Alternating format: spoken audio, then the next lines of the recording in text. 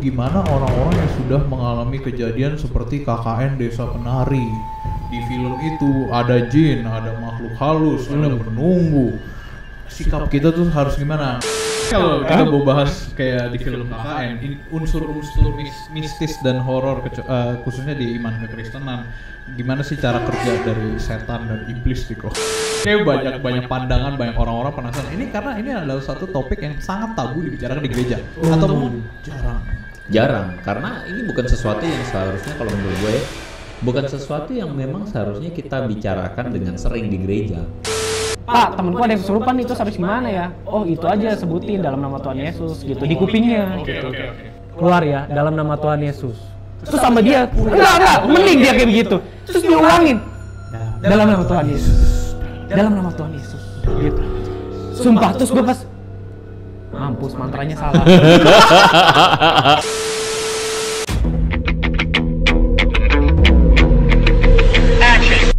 Para pemirsa, welcome to Hello God on Topic Hot. Bareng gua Julius Teja dan Andre Tunggal. Luar biasa. Mungkin teman-teman penasaran kali kenapa? Gua dengerin cara intro lu aja udah sesuatu banget. Kenapa sih lu sok misterius? Mungkin teman-teman semua penasaran kenapa intro gue sangat mencekam. Enggak ya, nggak mencekam itu ya, lebay ya. Oke. Jadi gue merasa kayak sementara kita melakukan penginjilan di dunia gereja, di teman-teman semua, gue rasa kita harus mulai melakukan penginjilan di Desa Penari. Oh, gue kira penginjilan di dunia orang mati. Tidak bisa. Ya. Kalau lu mau bikin misterius begitu, seharusnya sesuai dengan namanya, KKN Desa Penari. Makanya lu mesti nari-nari di awal. Ya, jadi teman-teman, salah satu topik yang saat ini sedang ramai dibicarakan adalah LGBT. Bukan ya, LGBT kebetulan banget minggu ini juga ramai dibicarakan, cuman kita sudah buat video tentang itu ya kok. Jadi teman-teman kalau mau nonton silahkan cek thumbnail sini. Pendeta ini setuju dengan LGBT? Ya, maksud gua adalah teman-teman, saat ini kita sedang ramai dengan topik KKN di Desa Penari. Nah, gua ingat banget kemarin waktu cek timeline di Twitter gua itu. Jadi ada orang yang mengatakan bahwa, "Wih, gila, tiket untuk nonton KKN Desa Penari ludes. Habis, benar-benar habis," katanya. Gila, sampai segitu amat? Ya, gua nonton. Lu nonton nggak? Enggak. Iya.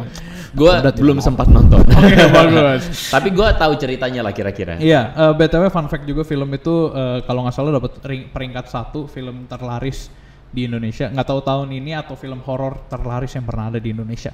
I don't know. Karena kayaknya orang udah hype-nya lumayan ya. Waktu pertama kali muncul tahun berapa? 17 ya? 2019 Agustus. Oh, 19 ya? Sebuah thread. Jadi muncul sebuah utas dari Simple Man. Seorang akun Twitter namanya Simple Man. Dan dia munculin utas itu, thread untuk ngebahas tentang KKN Desa Penari. Betul, dia bahas ceritanya panjang lebar.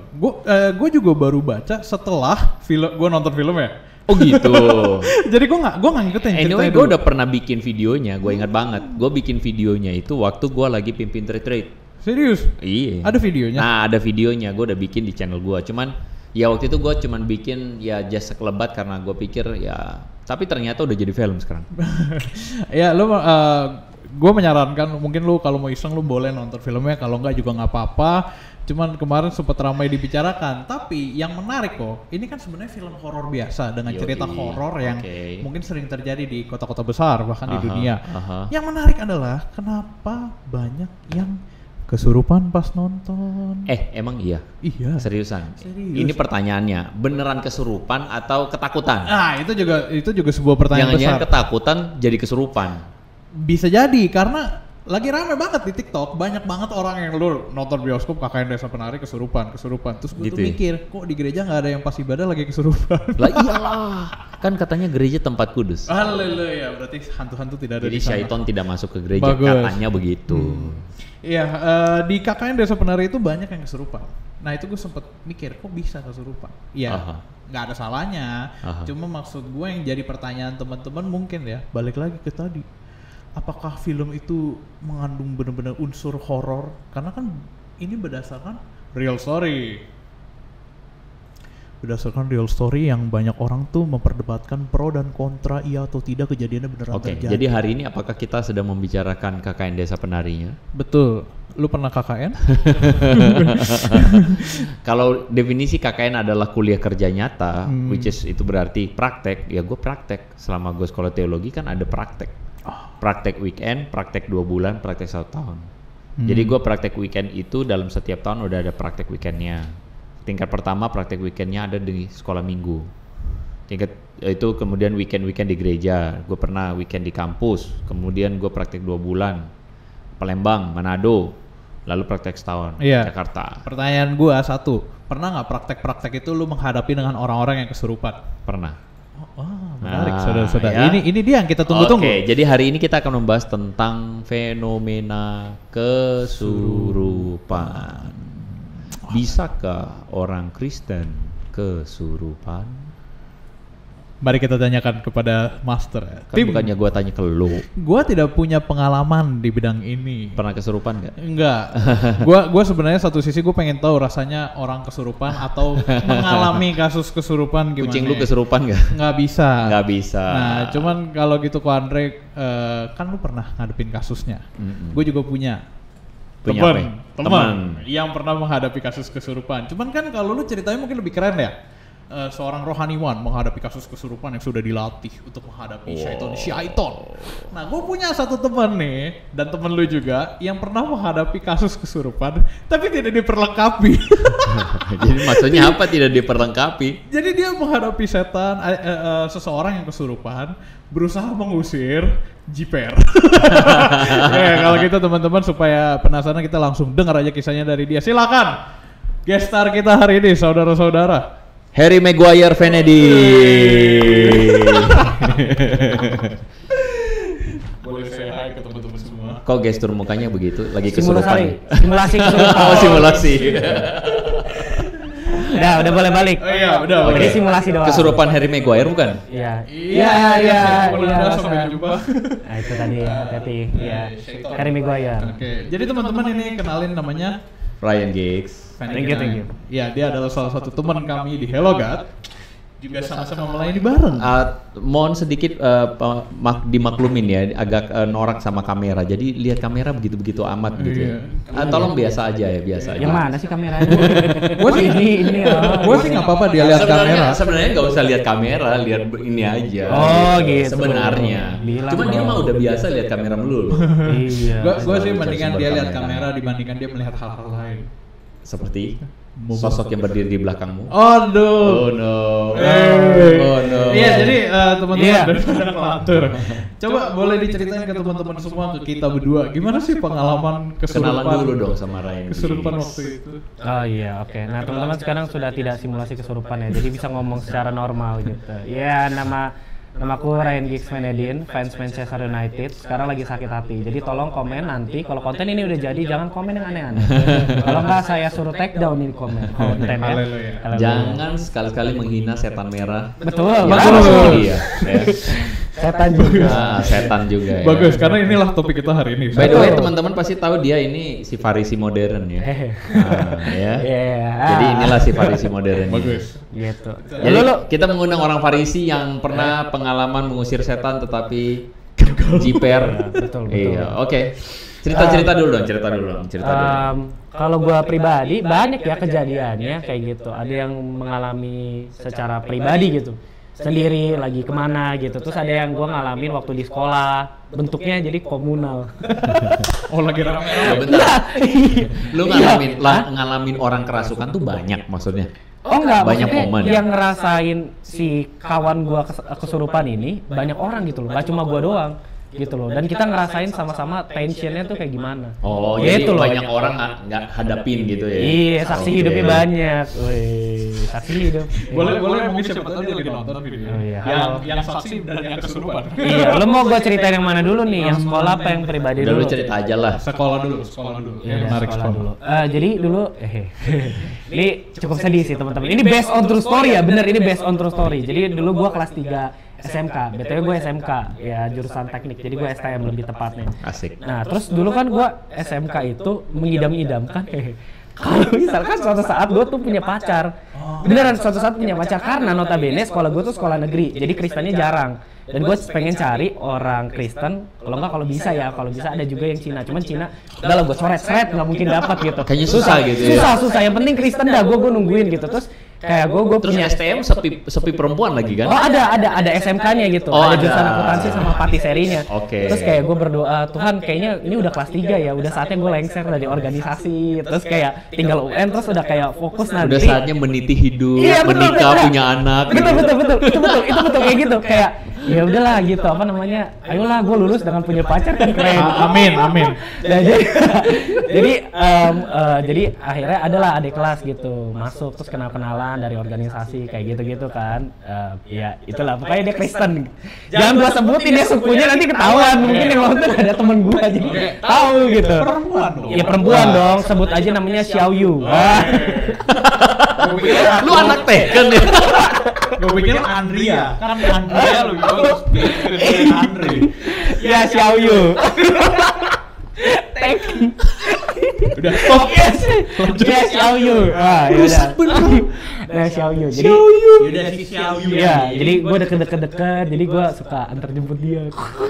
Iya, emang Ini jadi ngomongin pacaran kesurupan sih gimana sih? Ini seru nanti. Suka kasih makanan gitu-gitu. Pokoknya ini based on true story tentu kayak gitu. Nah, terus akan tetapi ya, semenjak gue dekat sama Xiao Yu, ya, dia tuh sering mengalami gangguan akhirnya. Serius bener. Sebelumnya maksudnya kan ada fase kayak si Xiao Yu ini jadi adik kelas gitu kan. Gue belum deketin gitu kan. Nah, pas gue deketin, dia tuh mulai kayak ngeluh-ngeluh gitu. Aku mulai ngerasain deh ada yang aneh-aneh gitu, tuh kayak nggak enak gitu. Pokoknya semenjak deket sama gua gitu. Nah terus puncak komedi lagi. Puncak kejadiannya pokoknya ada suatu siang, bayangin siang. Jadi gua dulu itu kan kelas 3, gua masuk pagi. Jadi dari pukul 7 sampai 1 siang. Habis itu beres. Cuman gua karena gua aktif di organisasi, gua sering di sekolah sampai sore gitu. Sekalian nungguin dia. Terus dia lagi belajar kalau nggak salah. Dia kan anak kelas 1 kan. Jadi masuk siang. Jadi pukul 1 siang sampai 5 sore. Kayak gitu. Dia lagi belajar. Terus tiba-tiba dia dibawa ke UKS gitu loh. Dia dibawa ke UKS. Pokoknya dia katanya tuh diem gitu loh. Terus gue coba ajak ngomong kan, halo gitu. Diem aja, ya ampun secepat itu dia melupakanku. aduh, horor atau asmara? Dia diem aja gitu. Dia diem aja dan wah, kita tahu semua gitu. Kita tahu semua dia lagi diapa-apain nih, lagi digangguin gitu. Soalnya ya kalau misalkan dia nggak kenapa-napa, gue ajak ngomong ya biasa, kita bercanda-canda gitu. Ini dia diem aja. Diajak orang ngomong yang lain, guru gitu juga dia diem aja. Nah pas kejadian itu ya, gue punya adik kelas yang satu lagi, ini kelas 2, nggak sebut saja namanya ini Bento. Susilawati. Oh ya panjang, Susilawati. Xiao Yu, Susilawati. Susilawati. Cukup jauh. Gitu. Dan ini sebagai catatan ya teman-teman, kami sekolah di negeri dan mereka semua Kristen. Oke. Teman gua yang satu itu memang udah punya historis, dia pernah cerita sendiri kalau dia tuh bisa ngerasain gitu lebih. Dia pernah ngerasain lebih. Jadi waktu si gebetan gua si Ayu kena, si Susilawati ini juga kena dan dibawa ke ruangan yang sama, UKS gitu. Jadi bareng-bareng. Iya, jadi pokoknya pertama si Xiaoyu dulu, baru si Susilawati gitu. Terus kayak jadi itu ruang UKS, sampingnya ruang OSIS di mana biasa gua mangkal gitu. Gua dulu anak OSIS ya, kesebut deh gitu. Ya udah kan kayak gitu. Nah, terus kayak sama gua ajak ngobrol dia juga gitu. Diem baik nih si Susilawati gitu. Nah, tapi si Susilawati lebih beringas gitu loh. Pokoknya gua lupa momentumnya apa, tapi akhirnya dia kayak suaranya tuh berubah gitu loh. Suaranya berubah. Kalian tahu lah ya suara nenek-nenek gimana? Ya anak SMK nggak mungkin dong suaranya kayak nenek-nenek. Suaranya tuh berubah jadi serak-serak basah gitu. Terus dia kayak sempat gitu. Sering gitu gitu. Terus kayak melotot gitu. Bener, melotot gitu. Nah, terus kan gue bingung, teman-teman gue bingung gimana nih. Terus kayak mereka bilang, Gis, lu deh doain kan lu Kristen. Iya juga, Kristen. Sudahlah saya doain gitu kan. Gue doain gitu. Terus ini Lu doanya doa apa? Doa Bapak kami? Sebelum gue doain, gue nanya dulu nih ke pastor gue, asik. Pastor gue dulu Ini waktu Andre bukan? Nah, dulu belum kenal ini, dulu waktu di kampung gitu. Terus kayak nanya, Pak, temenku ada yang kesurupan itu habis gimana ya? Oh, itu aja sebutin dalam nama Tuhan Yesus gitu di kupingnya gitu. Ya udah, maju tuh. Ibarat gue yang kesurupan nih. Iya. Lu ngomong ke gue. Lu duduk gitu. Enggak gitu. Dia diem aja cuman Diem tapi Cuman- mukanya aneh. Iya cuma senyum. Kalau dia senyum. Senyum. Iya kalau dia senyum terus matanya tuh melotot gitu terus kayak gue deketin kan terus gue bisikin keluar ya dalam nama Tuhan Yesus. Terus sama dia enggak mending dia kayak begitu. Terus diulangin dalam nama Tuhan Yesus. Dalam nama Tuhan Yesus. Gitu. Sumpah terus gue pas ya selain satu malu ya kan karena banyak yang lihat juga kan teman-teman yang lain terus kedua Pak mampus mantranya salah. Sesat nih kayak ya tester gua salah mantranya diulangin sama dia. Diulangin terus gua kayak mampus gimana gitu. Bener-bener itu gua dan dia nggak hilang ya abis dia ngeledek kayak gitu dia nggak hilang dia ulangin gitu terus kayak akhirnya terus dia dipegang sama teman gue yang lain terus dia meronta-ronta gitu. Dia meronta. Si Xiaoyu apa Susilawati? Si Susilawati. Kalau Xiaoyu gebetanku itu kalem baik. diem baik gitu kayak. Oh, gitu. dia penonton. Iya, Susila gitu. ini yang Iya, ini. Susila. Dipegangin Utama. guys. Misalkan kita bertiga, cowok-cowok kan, badannya gede gitu. Yang pokoknya di sekolah tuh kuat-kuat gitu. Pegangin dia, ditabuk-tabuk. Bener ditabuk-tabuk, dicakar lah gitu. Tenaganya tuh kuat banget. Maksudnya Xiaoyu ya yang bisa berantem ya. Iya juga. Susila. Pernah bingung nih. Itu bener. Pokoknya temen gua tuh sampai dicakar gitu loh. Nah, ya udah gitu. Nah, udah tuh. Nah, udah battle kayak gitu kan. Battle. Nah, kalian pernah nonton Insidious nggak? Nah, Nah, ceritain dikit Jul, kasihan beda generasi, ceritain dikit. Insidious 1 atau 2? Mungkin teman-teman semua nonton. Insidious 1 atau 2 nih? Sekalian lagi lu ngomong gua nonton Susana ya. Itu. Susana. Udah taunya. Bang, Cuma kita nggak sate kambingnya Bang 10 tusuk. Stop. Ya, Lanjut. Insidious ini emang ceritanya kan horor. Itu menurut gua salah satu horor terbaik di era 2010-an awal. Nah, itu kurang lebih kayak gitu dia ronta-ronta. Terus ada dunia lain lah, ada mereka pergi ke dunia orang mati, kayak gitu. Nah, itu yang menarik juga di Insidious yang kayak Julius bilang gitu, ada pergi ke dunia orang mati. Itu jadi kayak misalkan kita pegangan terus nanti kayak mereka berdoa lah istilahnya terus salah satu dari mereka tuh bisa masuk ke dunia orang mati itu gitu. Nah, sekarang konteksnya ya, misalkan nih ya, ini Susilawati ya. Ini yang dia lagi tersesat nih, kita nggak tahu dia siapa yang merasuki dia gitu saat itu. Kayak gua sama Ko Andre pengen nolongin Susilawati. Jadi gua tuh ada teman gua pokoknya yang kayak bisa gitu masuk ke dunia sana. Jadi kayak gua masuk, Ko Andre masuk.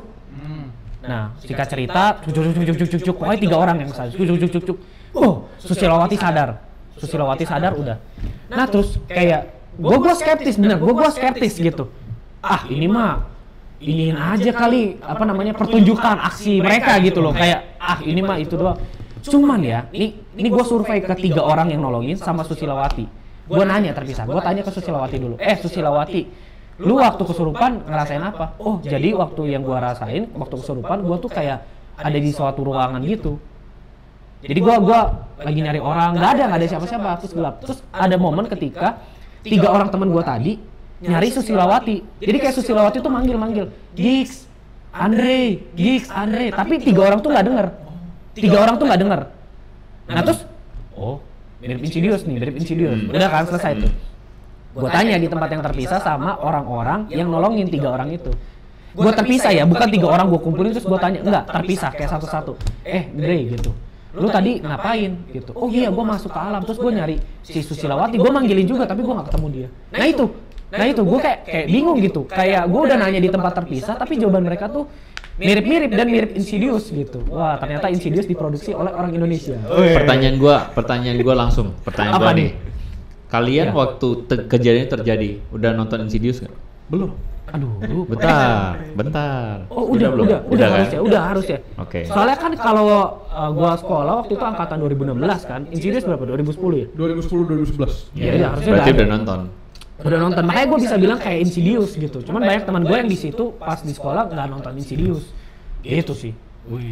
Itu udah semua. Jadi inti ceritanya adalah lu berusaha mengusir.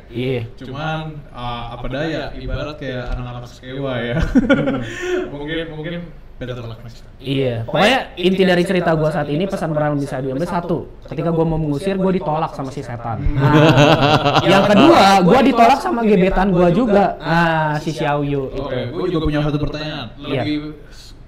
Lebih gedek mana? Ditolak setan atau ditolak nembak?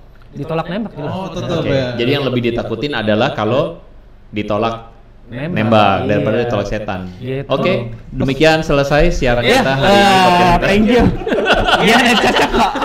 Jadi maksudnya topik ini tidak relevan lagi karena lebih baik kita bahas tentang topik ditolak sama gebetan ya. Ini based on true story, bisa diangkat mungkin ya cerita gue jadi kayak KKN, horor dan cinta.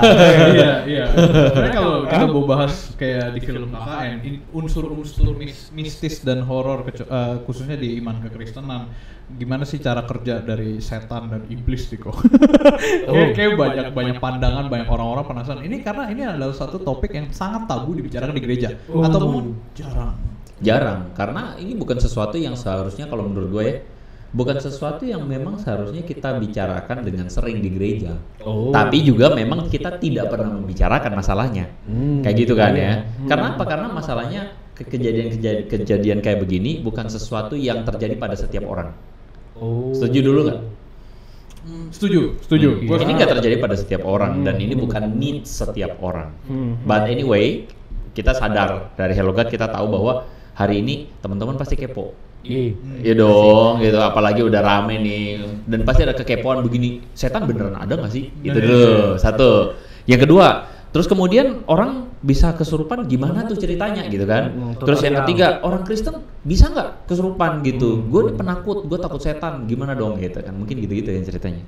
Ya pertama, yang mungkin kita perlu bahas adalah setan itu ada apa nggak sih? Coba kita tanya langsung. Tan. Halo, saya hadir di sini. Iya. Setan merah. Oke, setan merah. Setan itu ada. Gua boleh kasih jawaban nggak? Ada. Iya. Ya, anyway gini, kalau teman-teman percaya akan kisah yang diberikan di Alkitab, maka kita akan menemukan bahwa Yesus pun disebutkan bahwa berinteraksi dengan kuasa kegelapan. Ya, jadi misalnya dengan legion ya di tepi Danau Gerasa, Gadara ya. Atau juga Yesus berjumpa dikatakan beberapa kali mengusir setan-setan dari orang-orang begitu ya. Atau bahkan Yesus dikatakan dicobai oleh iblis. Jadi iblis atau setan itu kita melihatnya sebagai bentuk atau representasi dari kuasa kegelapan. Representasi dari kuasa kegelapan. Kata yang menarik ya. Jadi iblis atau setan itu pun sendiri dalam kekristenan juga diidentifikasi. Sehingga kalau hari ini kalau kita melihat ada orang-orang yang kayak misalnya tadi cerita si Gigs ya. Ada orang-orang yang tiba-tiba kehilangan kesadaran, lalu kemudian mulai bertingkah aneh, matanya kebolak-balik mungkin, suaranya berubah, lalu kemudian bisa jadi kuat. Apa jangan-jangan semalam habis minum susu jadi kuat? Ya, lawakan tahun 80. Iya. Gue paham dengan hal itu. Jadi setan itu ada. Nah, untuk kasus yang kayak tadi gitu, apakah orang Kristen bisa mengusir setan? Mungkin kalau Kristen kayak gue enggak ya. Lu kurang iman. Masalahnya gini nih, kuasa setan atau kuasa iblis itu sesuatu yang kita temukan di dalam Alkitab adalah sesuatu yang sifatnya pasti inferior. Iya, definisi dari kuasa kegelapan itu inferior. Simple. Antara terang dan gelap. Apakah gelap itu entitas? Bukankah gelap itu ketiadaan terang? Ketiadaan terang, aslinya. Ternyata anak SMK bisa diajak berfilsafat juga ya. Gue pikir follow IG. Tadi gue mau jawab. Lu duluan aja. Kita lebih cepat. Oke. Jadi gelap itu adalah ketiadaan terang kan? Karena gelap itu ketiadaan terang, di mana-mana tidak ada kegelapan mengalahkan terang. Di mana-mana terang mengalahkan kegelapan. Gue rasa ilustrasi itu adalah ilustrasi yang tepat untuk menggambarkan bagaimana kuasa Tuhan adalah kuasa yang absolut dan kuasa iblis atau kuasa kegelapan itu adalah kuasa yang sifatnya resesif. Jadi sebenarnya kalau lu tanya orang bagaimana menghadapi kuasa kegelapan? Ia menghadapi kuasa kegelapan dengan kuasa terang, dengan kuasa Tuhan begitu. Jadi I think that's for simple. Simpelnya itu. Berarti kalau gitu misalkan kita sepakat dulu nih bahwa kuasa Tuhan absolut, kuasa gelap inferior, jelas. Nah, cuman di antara kedua kuasa ini ada kita manusia. Yang kejepit-jepit gitu. Yang kejepit-jepit. Makanya kan banyak kasus yang kayak orang-orang kesurupan pas nonton film horor, entah itu di bioskop, entah itu di rumah. Orang-orang yang bisa kesurupan karena Kalau di KKN adalah menginjak suatu daerah yang katanya ada jin, ada Penunggunya setan, dan ada sebagainya. penunggunya. Di gereja pun ada penunggunya, bahkan mungkin ada kasus kesurupan di gereja ya. Kita Poster. Berapa banyak dari teman-teman yang gerejanya ada penunggunya? Yo, silakan cerita, silakan ditulis di komen di bawah. nggak Ya. tahu kan kenapa gereja sepi, itu kelihatannya doang sepi. Di kursi kiri kanan ada yang ibadah juga gitu, nggak kelihatan aja. Oh, ibadah. Jadi kita harus bilang apa? Wow atau puji Tuhan? Bukan. Ternyata semua bangsa datang menyembah Tuhan. Eh. Semua makhluk pun datang menyembah Tuhan. Betul, akhirnya semua orang lutut bertelut. Iya. Nah iya maksud gua gitu kok. Jadi peran kita tuh apa sebenarnya? Gimana cara kita kayak tadi kalau misalkan teman-teman berhadapan dengan kuasa kegelapan, tiba-tiba ada yang kesurupan, ataupun teman-teman supaya nggak kesurupan, itu gimana caranya gitu? Yang pasti kalau kita melihat secara kekristenan, apa sih yang dilakukan oleh kuasa kegelapan? Kuasa dari kegelapan itu kan adalah digambarkan sebagai kuasa yang ingin menguasai manusia. Iya kan? Jadi manusia itu adalah makhluk yang diciptakan Tuhan untuk segambar dan serupa dengan Dia. Segambar dan serupa maksudnya adalah merepresentasikan Tuhan. Jadi keberadaan manusia itu seharusnya menggambarkan keberadaan kuasa ilahi di dunia yang nyata ini. Tapi kuasa kegelapan itu digambarkan sebagai kuasa yang mencoba untuk mengalihkan manusia dari otoritas Tuhan, dari kontrol atau dari Tuhan sendiri. Jadi kuasa kegelapan itu mengalihkan manusia untuk terpisah daripada Tuhan. Nah, cara mengalihkannya itu bisa macam-macam. Salah satu caranya adalah mengintimidasi. Baik mengintimidasi secara nyata, secara fisikal maupun secara spiritual. Ini mereka atau kita? Kita diintimidasi. Kita diintimidasi Oh, dong. oke. Ini berarti cara si Syaitan. Jadi gini teman-teman, melihat bagaimana fenomena kesurupan dan sebagainya itu adalah sesuatu bentuk intimidasi dari kuasa kegelapan yang mengintimidasi manusia sehingga manusia itu terdistraksi, kalau dalam bahasa gue terdistraksi, tidak lagi berfokus kepada Allah yang benar, tetapi kemudian terdistraksi kemana-mana gitu. Menarik. Tapi nggak tahu ya, pikiran gue tuh kemana-mana ya, gara-gara pengaruh film horor, ya nggak sih kok? Apa tuh? Menurut gue nggak tahu ya, menurut lo apakah kalau kita orang Kristen di dunia asli melakukan pengusiran setan ataupun menghadapi kekuasaan gelap itu selebay yang ada di film atau seperti yang ada di film? Karena kan film banyaknya based on true story. Betul. Based on true story, tapi kan detail-detailnya belum tentu benar. Benar juga. Atau gampangnya bagaimana tutorial mengisor setan supaya berhasil, nggak kayak gua gitu. Saya cukup trauma ya. Jadi kalau ketemu setan, gua aja dah, malas gua. Belum selesai kepahitan gua masih setan. Tapi begitu ya, memang pada kenyataannya tuh apa yang dilakukan atau dialamin sama Gigs ini mirip dengan apa yang terjadi di Kisah Para Rasul ya. Ya teman-teman bisa menemukan bahwa di dalam catatan Kisah Para Rasul tentang ada anak-anak gerombolan yang namanya anak-anak Skewa. Skewa itu adalah kepala rumah ibadat ya. Jadi Skewa ini jadi anak-anak Skewa ini tentu adalah anak-anak, boleh kita bilang anak-anak aktivis gereja atau mungkin anak hamba Tuhan atau anak majelis begitu ya. Anak hamba Tuhan lah katakanlah. Jadi mereka ini kemudian berjalan-jalan menemukan ada orang yang kerasukan setan, disebutkan di sana. Dan ketika itu mereka mengatakan, demi nama Yesus yang diberitakan Paulus, aku mengusir engkau. Setan itu kemudian berkata, Yesus aku kenal, Paulus aku tahu. Lo siapa? Abis lo ya. Langsung firman Tuhan mengatakan bahwa roh jahat itu kemudian menerpa mereka, anak-anak ini, lalu mereka lari dengan telanjang. Itu menggambarkan bahwa mereka dilukai, kemungkinan besar ya dilukai, dicakar atau dihantam begitu dan mungkin dipermalukan begitu ya. Entah kondisi telanjang beneran kita nggak tahu. Tapi poinnya adalah seringkali orang Kristen itu mensimplifikasi mengusir kuasa setan dengan yang penting pakai nama Yesus, padahal dia sendiri dengan Yesus nggak sohib. Iya kan? Ini menarik. Ya iblis kan bilang Yesus aku kenal, Paulus aku tahu, lo siapa gitu loh. Jadi lu bukan bersama-sama dengan Yesus kok, kenapa lu mau usir gua gitu. Oh, berarti mungkin waktu itu lu tidak bersama-sama dengan Yesus? Iya juga ya. Bisa jadi. Aduh. Bertobatlah engkau saudara kita. Karena dia masih bersama-sama dengan setan merah. Jadi kunci kelepasan adalah tidak menyukai setan merah. Iya. Itu namanya mencobai diri sendiri. Oke. Betul. Nah, berarti sudah jelas teman-teman semua bahwa kalau kita tuh harus pertama sohib dulu dengan Tuhan Yesus. Nah, pertanyaan berikutnya kalau menurut gua, kalau gitu gimana dengan orang-orang yang tidak sohib dengan Tuhan Yesus? Sorry, kebalik. Gimana dengan orang-orang yang sudah sohib dengan Tuhan Yesus tapi tetap digempur sama kuasa kegelapan? Kalau gue melihat ya sebenarnya apakah orang Kristen? Pertanyaan gini, berarti orang Kristen bisa dirasuk setan nggak? Gitu. Nah, kalau gue sih memilih untuk mendefinisikan dulu apa itu Kristen.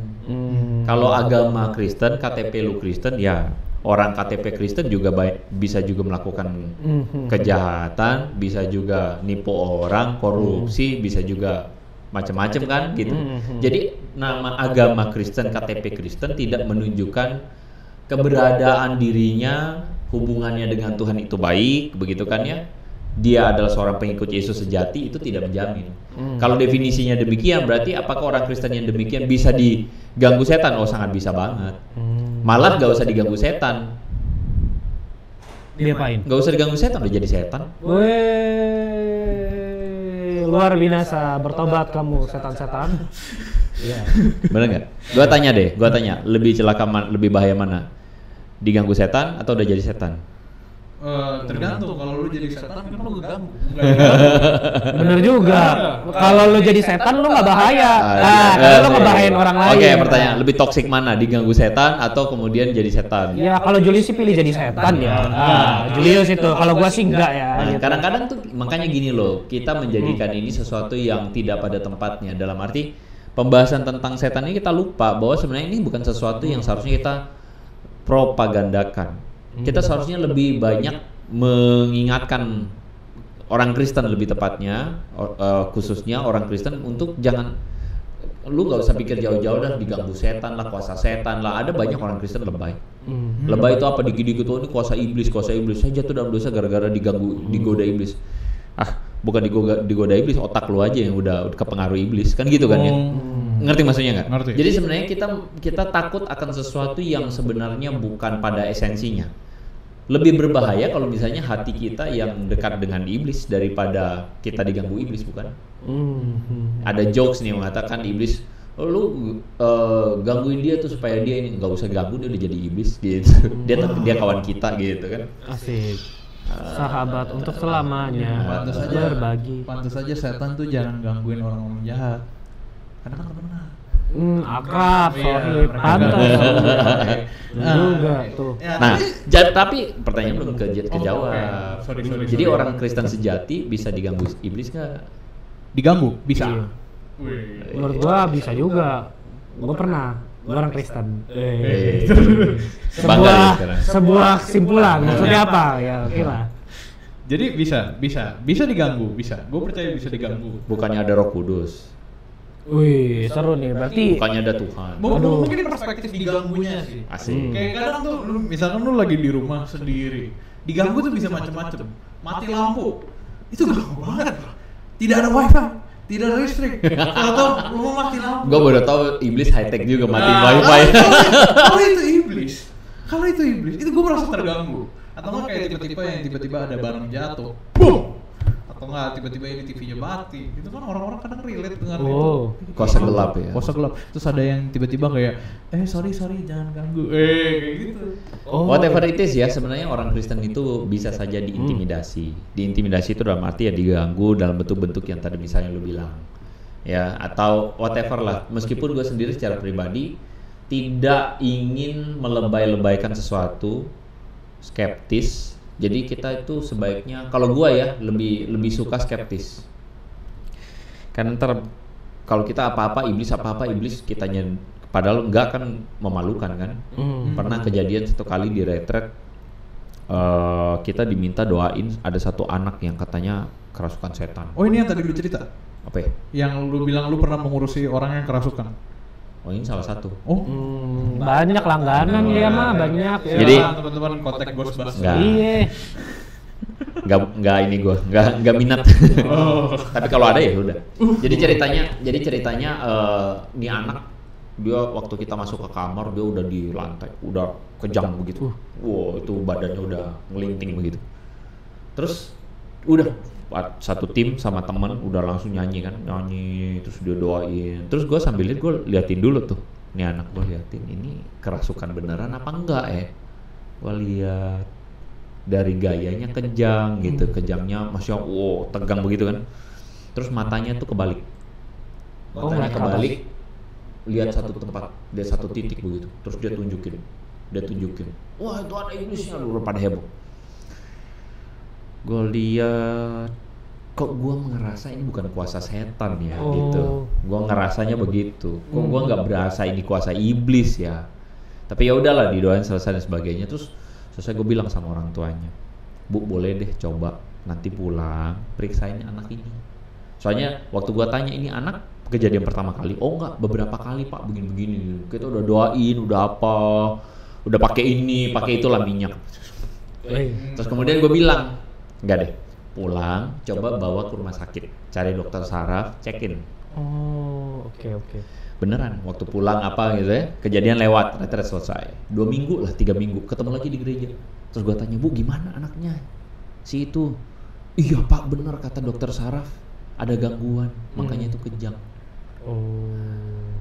Jadi dalam hati gue, iya gue merasa itu bukan kuasa iblis, itu kejang. Nah maksudnya gini, kita itu seringkali menghubungkan sesuatu yang sebenarnya bisa dijelaskan secara akal sehat, dijelaskan secara istilahnya asal sebab, ada penyebab yang natural, bukan supranatural, natural sebenarnya itu. Cuman karena kita belum bisa menjelaskannya, kita belum menemukan alasan naturalnya, kita langsung menghubungkan secara supranatural dengan setan. Shortcut. Nah, menurut gua itu sifat atau sikap yang mungkin tidak cukup bijak. Karena kita apa-apa langsung setan, kasian juga sih setan. Bukan gua gitu, ngapa salahin gua? Bentar. Sampai di titik mana kita harus berpikir dengan akal sehat dulu, baru kalau misalkan itu beneran kayak. Iya makanya kan gua rasa gini ya, ini mungkin jawaban gua teman-teman boleh percaya boleh enggak, tapi buat gua sih kita itu semakin kita gua rasa gini, ada sebagian orang yang punya kepekaan yang cukup tinggi tentang kuasa iblis dan sebagian. Tapi ada orang yang kelihatannya atau merasa dirinya peka, padahal itu ya dia lebay-lebay aja. Cuman dia percaya bahwa dia peka. Tapi ada memang orang beneran punya kepekaan. Jadi gue sangat menghargai misalnya ada orang yang bilang, oh saya ini indigo dan sebagainya. Gue bukan termasuk orang yang against, tapi gue skeptis. Tapi kalaupun ada ya karena gue melihat bahwa hal-hal seperti ini biasanya memang jarang dibahas. Dan lagi pula firman Tuhan atau Alkitab hanya sesimpel mengatakan bahwa kuasa iblis itu, kuasa Allah adalah, kuasa Tuhan adalah kuasa yang absolut dan kuasa iblis adalah kuasa yang kalah, Bun. Udah gitu aja. Cuman tutorial mengusir setan itu nggak ada begitu loh. Dan itu bukan sesuatu yang kayak, wah ini penting dalam hidup. Buat gue enggak. Itu bukan sesuatu yang penting begitu loh. Karena sekarang kalau lu ketemu dengan kasus seperti itu, ya buat gue hubungan lu dengan Tuhan itu akan menentukan bagaimana lu menyikapi itu dengan bijak. I see. Iya dong. Misalnya, gue kasih contoh paling simpel. Di rumah, di daerah teman mainnya, di tetanggaan nih, lu diganggu sama teman tetangga sebelah. Teman tetangga sebelah mengatakan, awas lu ya, gua mohon maaf nih ya, gua matiin lu gitu. Lu takut gak? Lu takut gak? Tergantung. Sama lagi. Tergantung. Kalau dia bocil masih baik nggak mungkin dong nggak takut. Oke. Gitu. Terus? Kalau dia berotot gede terus bawa parang, ya gua takut. Ini takut. kecil besar. Oke, takut. Apa yang lu lakukan? Menjauh. Menjauh. Terus? Di rumah lu? Iya, paling gua ngunci pintu supaya dia nggak masuk. Kunci pintu terus?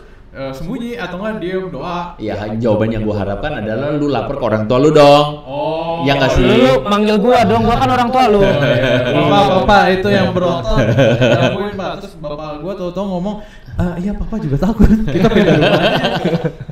Maksud gua tuh adalah teman-teman ini dalam konteks anak-anak lah gitu ya. Dan kalau misalnya kita punya orang tua dan hubungan kita dengan orang tua baik ya, I think gua rasa it's not a big problem gitu kan. Iya nggak sih? Karena kita percaya bahwa orang tua kita mampu lindungin kita dan kita percaya orang tua kita nggak bakal biarin kita dikenapa-napain sama tuh anak tetangga si bocil gitu kan? Kalau konteksnya kita masih kecil. Lain kalau kita udah gede terus si bocil ngomong begitu, apaan si bocil gitu kan? Ini jelas lu. Nah iya. Nah maksud gua tuh kedalaman kedewasaan rohani hubungan pribadi dengan Tuhan akan menentukan sikap kita terhadap yang kayak begitu-gitu. I see. Backingan gitu. Backingan. Backingan. Gitu. Lu kan kenapa berkeringat merasakan hal panas ya di sini ya? Bukan biasa setan dingin.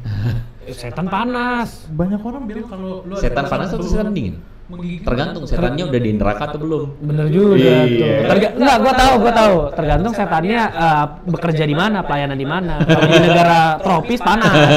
Kalau tropis dingin. Jadi sebenarnya kita Hello God ini adalah penginjilan di dunia sadar, sedangkan mereka ada penginjilan di dunia orang mati. Bisa jadi, nggak ada yang tahu kan belum mati. Oke. Coba gue pikir gue mesti ngomong beberapa hal kekeliruan ya. Yang pertama, kekeliruan orang tentang persetanan ini adalah Sebuah istilah. persetanan ya. Adalah yaitu orang begitu cepat dan mudah menghubungkan ini sesuatu hal yang sebenarnya mungkin bisa dijelaskan secara natural tapi dihubungkan langsung ke supranatural, which is menurut gue itu tindakan yang berlebihan. Itu hal pertama. Hal yang kedua, orang lebih banyak takut setannya daripada takut Tuhan. Wah, Nah, menarik. padahal sebenarnya seharusnya kita lebih takut Tuhan. Takut Tuhan not in the sense of takut negatif, tetapi lebih menundukkan diri di bawah Tuhan daripada menundukkan diri di bawah setan dong. That's why kenapa gue bilang kuasa kegelapan itu mengintimidasi manusia sehingga membuat manusia itu perhatiannya tertuju kepada setan daripada tertuju kepada Tuhan. That's the point. Nah, itu poinnya ya. Itu poinnya. Jadi orang Kristen bisa diganggu nggak? Bisa. Dirasuk bisa nggak? Waduh, ini pertanyaannya gue pengen jawab tapi gue takut buat jawab dan Ah. gue tidak bisa Siapa mempertanggungjawabkan dulu? jawaban Mau gua. lu dulu, gua dulu. Lu dulu deh. Kalau menurut gua sih nggak bisa dirasuk ya. Nah, definisi dirasuk dulu. Iya, Definisi dirasuk apa? Diposes. Diposes. Apa itu diposes? Diambil tubuhnya, roh kita dibuang. Diambil ininya, jiwanya, terus kemudian dikuasai, ya, Dikendalikan. terus dikendalikan, dan sebagainya kan? Iya. Nggak mungkin dirasuk. Kenapa? Karena ada Roh Kudus beserta dengan kita kan, ada Roh Kudus di dalam kita. Jadi yang bersama dengan kita itu lebih besar. Iya. Diganggu iya. Sama kayak misalnya lu lagi sama bokap nyokap, bisa nggak anak bocil sebelah ejek-ejek lu? Bisa. Bisa. Sabi. Iya. Gitu. Tapi bisa ngelukain lu nggak? Woi. Anak-anak Tergantung bisa. dia Iya. lempar batu ya bisa ya. Iya. Tapi in a sense of pendekatannya normally dia nggak bakal bisa ganggu lu. Dia nggak bisa ngelukain lu karena ada orang tua lu. Gitu. Jadi poin gue adalah orang Kristen nggak bisa dirasuk Iya dan amin. kayak gitu. Diganggu mungkin iya. Iya dan amin. Iya dan amin karena Roh Kudus di dalam kita jauh lebih Iya. Oh iya, tulang rasuk. Firman Tuhan mengatakan tunduklah kepada Allah dan lawanlah iblis, maka ia akan lari daripadamu. Jadi Iya. kita mau melawan pertanyaan terus terakhir gini, gimana berhadapan misalnya ada anggota keluarga yang kerasukan, ada pembantu kerasukan, gimana? Kalau gue sih pertama kali gue panggil Ko Andre ya. Nah, soalnya kan dia udah berpengalaman tuh. Ini nih kayak gini. Ah. Kalau gue pertama tabok dulu. Oh, tabuk siapanya nih? Tabok yang kerasukan. Oh iya. Ditabok dulu, Pak. Kalau dia balas gue sakit. Bisa jadi karena pertama bisa jadi dia tuh sebenarnya lagi stres. Oh. Terus dibilang kerasukan. Oh gitu. Oh, sampai sedalam itu ya. Bisa, orang dia lagi stres. Dia tuh lagi stres, terus kemudian dianggap kerasukan. Kalau ditabuk, terus dia kasih pipi kiri. Kasih kesadaran. Ya ampun. Dirasuk setan Kristen. Iya. Ya, siapa tahu saya- Enggak, gua ngomong tabok itu in sense of bercanda ya, bukan dalam. Oh, baru mau beneran ya. Tapi Iya, serius. bercandanya tuh ada benernya. Oh, gimana? Bisa juga kita lakukan pendekatan kayak gitu, tapi bukan berarti kita langsung nabok aja, enggak. Kasihan. Tapi kan kita mesti lihat dulu, amati dulu dong. Amati itu dalam arti ini beneran nggak?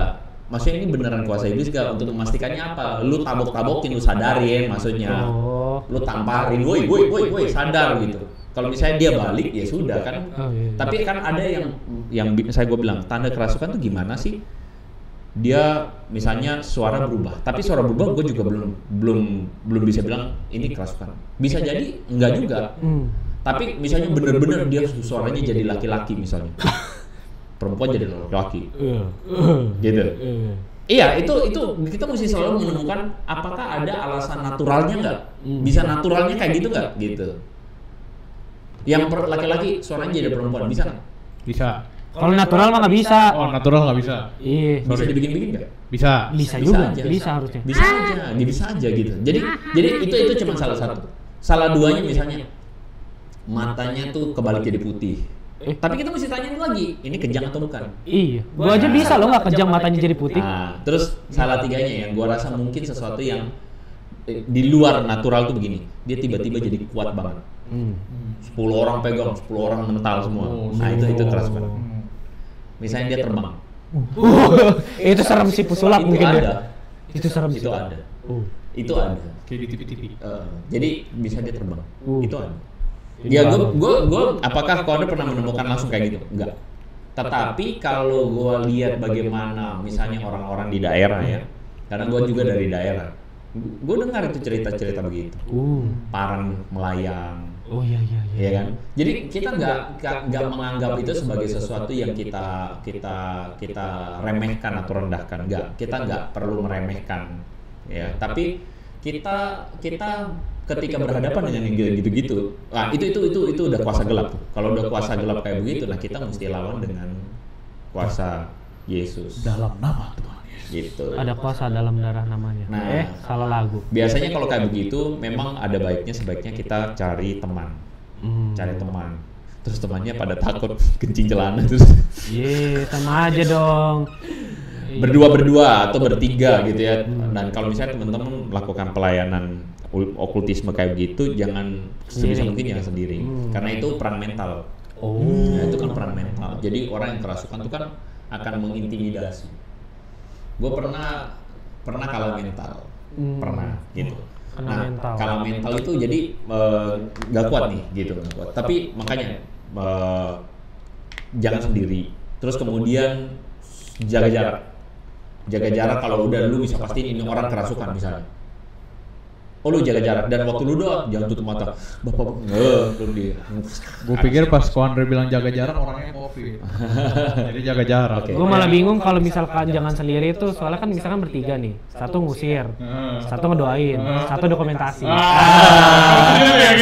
Setor dulu ke gereja, udah pelayanan nih. Gitu. Udah mulai kacau di. Lanjut kamu sering kelantur. Gua rasa begitu sih ya. That's the point ya. Itu hal-hal yang patut. Ya sebagai notis terakhir aja adalah gini ya. Gue bilang gini. Kenapa tadi di awal kan gue bilang ini nggak pernah dikorbankan di gereja misalnya. Iya, jarang.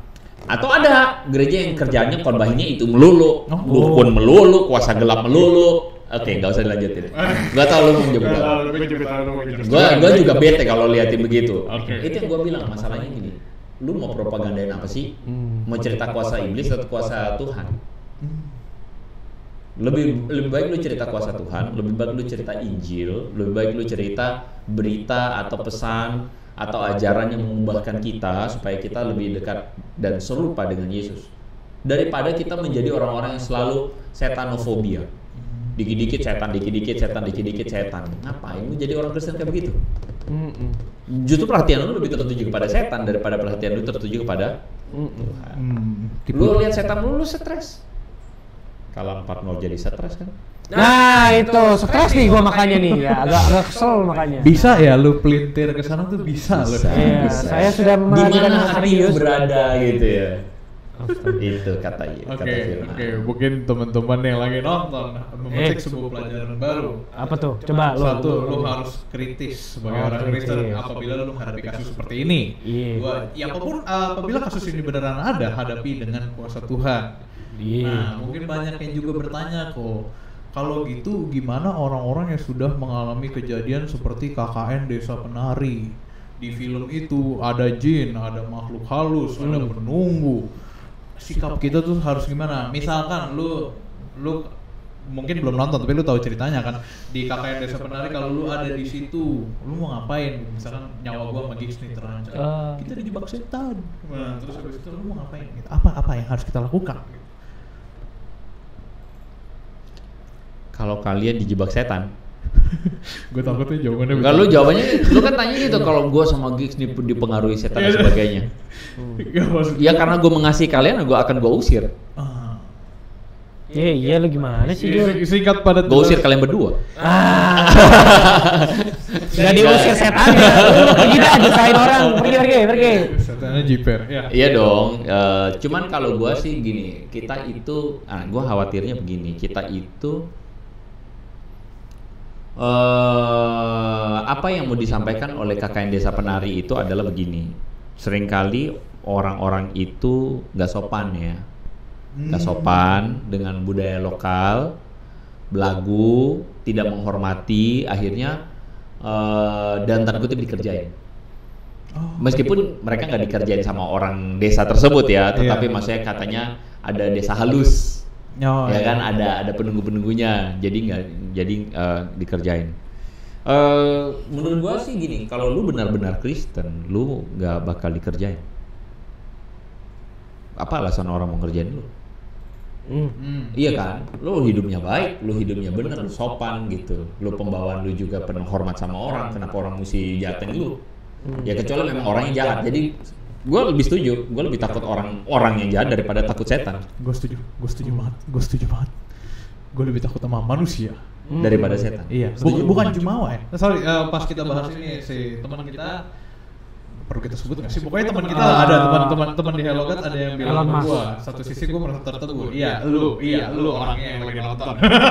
Gue merasa tertegur karena dia bilang satu sisi kita sebagai orang Kristen nggak boleh jumawa dengan hal ini. Dalam arti kita sombong kayak kesana, ya punya Tuhan nih, emang setan bisa apa gini-gini. Gue ngerasa sikap kita bukan sombong, tapi lebih ke gimana ya? Lebih ke yakin. Bukan sombong kayak percuma setan mah nggak bakal ngerasukan, lu sih ngerasukan gitu, lu sih nggak punya iman, itu kan sombong. Gua rasa bukan sikap seperti itu mungkin ya.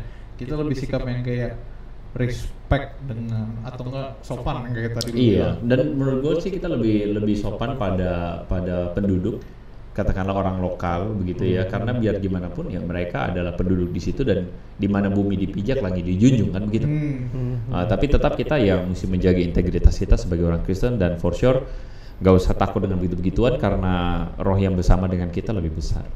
Iya dan amin saudara-saudara, iya dan amin. Gua gak nyangka membahas hal seperti ini membutuhkan waktu 50 menit. Kita sudah menghabiskan waktu 51 menit. Mana ada minum, gua diundang aus, buset dah ngomong ada minum. Biasanya kreatif di Hello God mesti menyediakan itu ya. Kebetulan saya di sini podcaster bareng Ko Andre. Guys. Lalu iya, bener juga, tadi gua nggak mau minum, tadi lu mau minum dulu. BTW kan gua sama Ko Andre penyuka kopi ya. Katanya kalau orang yang suka kopi ada setan gitu, karena setan juga suka kopi gua. Hah? Di filmnya lu nggak nonton sih? Nggak tahu gua. Di film kakak. Oh, isi itu dikasih kopi itu ya. Terus minum. Pahit banget dia minum. Manis enak banget gitu. Manis enak. Oh, terus gua mikir, wah kita yang suka kopi berarti ada setan. Nggak ya, bercanda ya. Ya, mungkin. Ya, oke.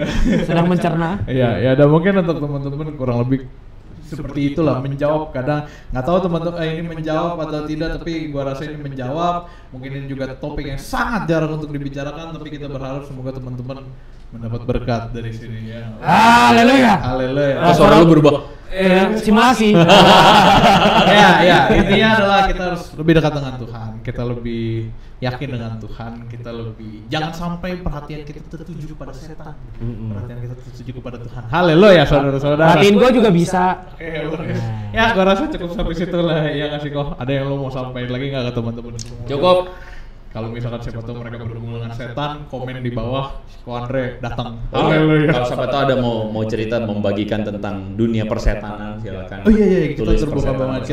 Kita pengen tahu lah perspektif dari teman-teman semua juga. Iya. Gua nggak ditanya. Udah lagi. Oh, maksudnya nggak ada yang mau lo sampein, Gigs? Oh iya boleh. Ada yang mau sampein nggak? Kepada Xiaoyu, Xiaomi dan Silawati. Oh enggak, kepada teman-teman yang nonton, gue pengen sampein Tuhan Yesus memberkati. Haleluya.